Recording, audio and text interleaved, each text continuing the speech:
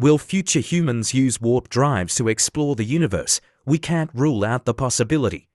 But if our distant descendants do achieve this, it won't involve dilithium crystals, and the Scottish accent will likely have faded into history by then. Warp drives have their roots in one of the most popular science fiction series of all time, but they also have a scientific foundation. A new paper examines the science behind these drives and asks whether a warp drive failure would emit detectable gravitational waves. In general relativity, there is room for warp drives, and Mexican physicist Miguel Alcubierre described how they could theoretically work in 1994. His work, known as the Alcubierre drive, is well recognized in space and physics circles. Everyone knows that no object can move faster than the speed of light. However, warp drives might offer a workaround. A spaceship equipped with a warp drive wouldn't violate the faster-than-light FTL rule because it warps spacetime itself. Despite their science fiction origins, warp drives have a concrete definition in general relativity. As the authors note, Alcubierre first proposed a spacetime metric that supports FTL travel. There are clear scientific hurdles to actually building a warp drive.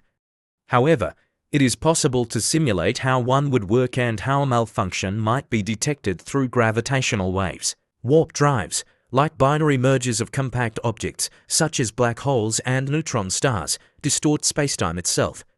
It is theoretically possible for them to emit a gravitational wave signal similar to those produced by these mergers.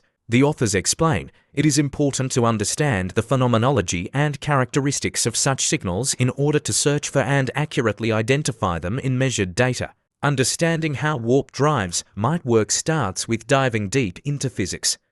The basic idea behind a warp drive is not to directly exceed the speed of light in a local reference frame, which would violate Lorentz invariance, but to allow a warp bubble to traverse distances faster than light as measured by some distant observer by contracting spacetime in front of it and expanding spacetime behind it. The first obstacle is that warp drives require a negative energy condition NEC.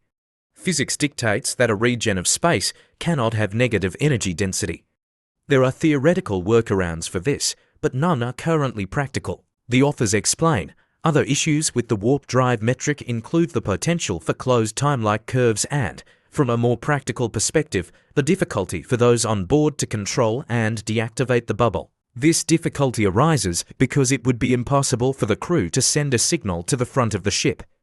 As explained in a previous paper, events inside the bubble would find it difficult to affect events outside the warp bubble. In conclusion, while warp drives remain a speculative and challenging concept, ongoing research continues to explore their potential.